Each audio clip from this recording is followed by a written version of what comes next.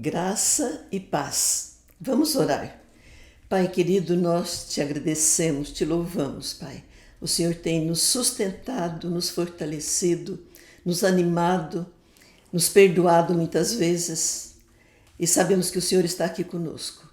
Nós pedimos a tua bênção sobre nós, sobre todas as pessoas que vão um dia, que qualquer hora vão ouvir e vão entender a tua palavra.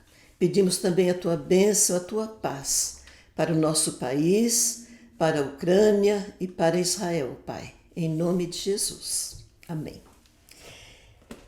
Nós pedimos que vocês se inscrevam para nos ajudar, para melhorar o nosso canal e também que deem um like depois de ver o programa. Nos ajude nos comentários também. Nós precisamos da ajuda de vocês e faz muito bem quando alguém fala para que está nos seguindo. Bom, estamos na nossa visão panorâmica da Bíblia, estamos no Novo Testamento, nos Evangelhos, nos Sinóticos. Já vimos Mateus, Marcos e estamos em Lucas, já na metade de Lucas. Vamos lembrar que Lucas foi o único gentio que escreveu e o evangelho que ele escreveu é o mais longo e também tem muitas partes que não estão nos outros dois sinóticos. Nós paramos no capítulo 9, então vamos agora ao capítulo 10. A missão dos 70, quando Jesus escolheu 70 discípulos e deu para eles autoridade e deu para eles obrigações também. Eles tinham que abençoar, que curar e pregar o evangelho. Essa era a tarefa deles. E também na simplicidade. Quando eles regressam, eles voltam cheios de júbilo, tanta vitória que eles viram, maior alegria. E Jesus disse que a maior alegria que eles deviam ter é que o nome deles estava gravado no céu. E um fariseu, ele era intérprete da lei, pergunta para Jesus qual é o maior mandamento. E Jesus fala, é amar a Deus sobre todas as coisas e ao próximo como a ti mesmo. E ele pergunta, quem é o meu próximo? Aí Jesus fala a parábola do samaritano. Só tem em Lucas, aquele samaritano que acudiu o homem que foi assaltado. E Lucas, ele dá ênfase, samaritano era o estrangeiro. Ele sempre está dizendo que Jesus veio para os judeus, mas veio para todos os povos. Também aí nesse capítulo tem a história, o fato lá de Marta e Maria, as duas irmãs que hospedavam Jesus. A Marta preocupada com o serviço e a Maria sentada aos pés de Jesus. E Jesus disse, Maria escolheu a melhor parte. Vale a pena ler para ver os detalhes e o que acontece aí. Muito bem. Capítulo 11. Jesus ensina sobre a oração. E aí que Lucas registra o modelo que Jesus deu sobre a oração. Os discípulos pediram, ensina-nos a orar. E ele deu aquele modelo. Pai nosso que está nos céus. É maravilhoso o estudo dessa oração aí. Vale a pena orar e ela serve de guia para a gente nas nossas orações diárias. E Jesus conta a história daquele amigo importuno que vem durante a noite e pede pão porque ele recebeu um amigo e ele não tem nada para oferecer. E o amigo que estava dormindo, estava deitado, não acha bom, mas ele fica insistindo e ele levanta e vai ajudar o amigo, dar o pão que ele precisava. Jesus está dizendo, tem que perseverar, tem que ser importuno às vezes e sempre estar orando. E Jesus ensina, então, incita a orar. Peçam, busquem, batam. E se vocês que são maus dão coisas boas para os filhos, imagine Deus não vai dar para nós o Espírito Santo. precisa perseverar, orar sempre. E Jesus, ele curou um endemoniado, ele libertou, e os fariseus começaram a dizer que ele estava lutando com as armas de Beelzebu. E Jesus falou, um reino dividido não vai para frente. E também falou sobre a estratégia de Satanás. O Satanás, quando o homem recebe a libertação, o Satanás vai embora e vai procurar um lugar para descansar. Mas ele não acha. Então ele pensa assim, eu voltarei naquela casa onde eu estava. E encontra a casa varrida, arrumada. E ele traz 7 espíritos piores ainda, que vão viver agora neste homem, que vai ter uma vida muito pior do que tinha antes da libertação. Tem aí a exclamação da mulher também, bem-aventurada a mulher que deu à luz ao Senhor e o amamentou. E Jesus falou, felizes são os que ouvem a palavra de Deus e guardam no coração e obedecem. Jesus censura os fariseus, porque eles limpam o copo, tem muita preocupação com o asseio corporal, mas eles não têm justiça nem amor. Desprezam os mandamentos de Deus. Dão o dízimo, mas não fazem o que é mais importante na vida espiritual. No capítulo 12, advertências e admoestações. Lucas vai pegar daqueles ditos do Sermão da Montanha. Então, muitas coisas boas para a gente ler cada pedacinho. Ele faz, nada vai ficar encoberto, tudo vai aparecer. Não temam os que matam o corpo. E diz também, eu confessarei quem me confessar.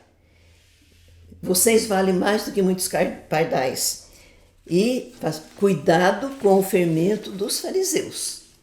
E aí que ele conta a parábola do rico insensato, aquele que produziu muito, ficou muito rico e falou, o que eu vou fazer? Vou derrubar esse armazém que eu tenho, fazer um maior ainda. E vou falar para a minha alma, descanse, coma, beba, alegre-se. E Jesus fala, louco, esta noite você morrerá. E o que tem reservado vai ficar para quem? Jesus continua, e Lucas está lembrando, e lembra que está investigando e vai escrevendo o que Jesus foi falando. Não se preocupem com a própria vida. Comer, vestir. Veja os corvos, os lírios. Busquem primeiro o reino de Deus e a sua justiça, e tudo que você precisar lhe será acrescentado. E Jesus falou, onde está o seu tesouro? Aí está o seu coração. E ele fala sobre a parábola do servo vigilante, aquele que alimenta os conservos, aquele que espera o Senhor a qualquer momento, ele está sempre pronto para a vinda do Senhor dele. Aquele a quem muito se confia, desse muito lhe pedirão. Quem mais conhece a Bíblia, quem mais lê, esse é mais responsável de viver aquilo que Jesus ensinou e ensina.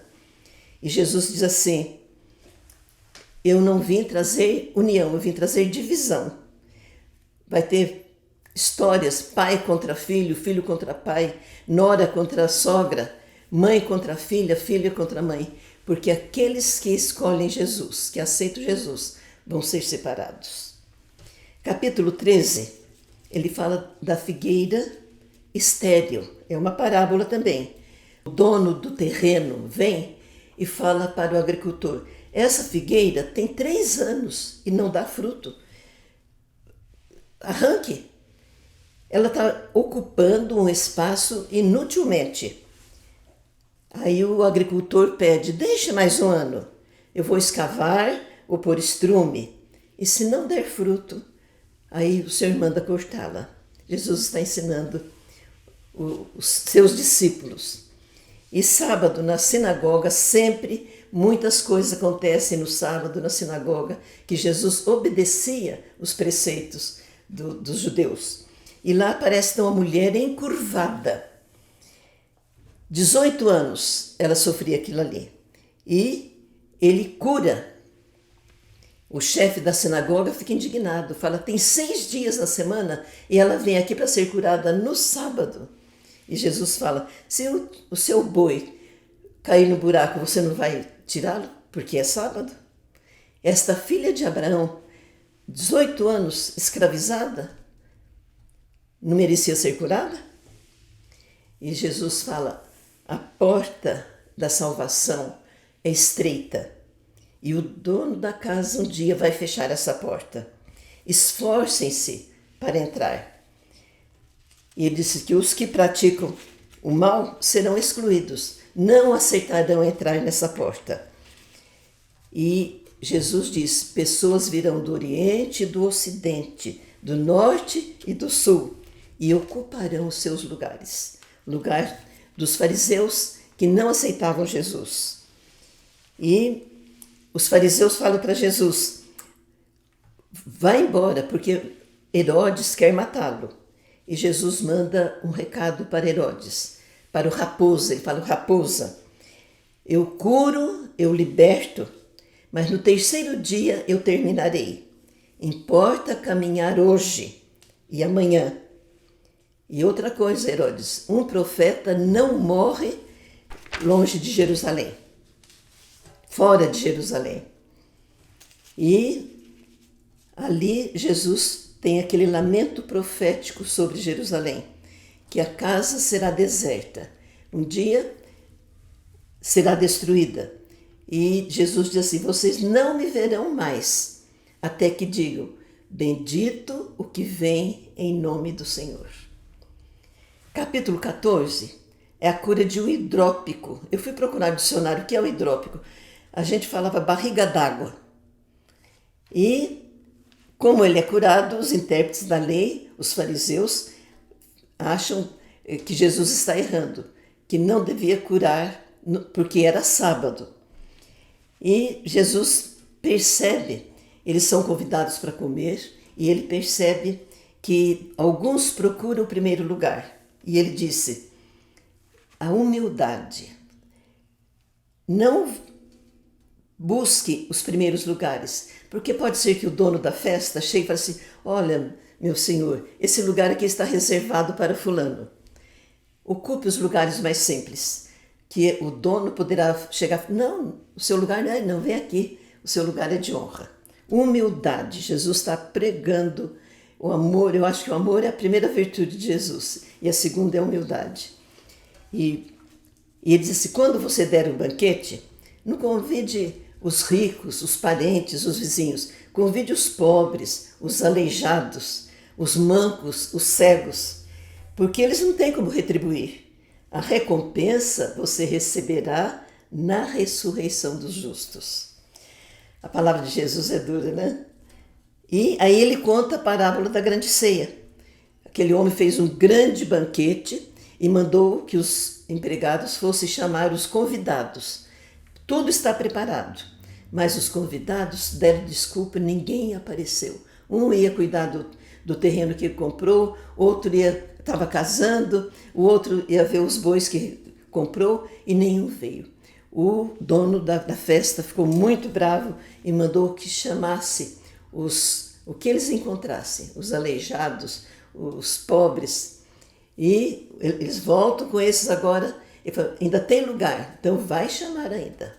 Jesus está ensinando para nós.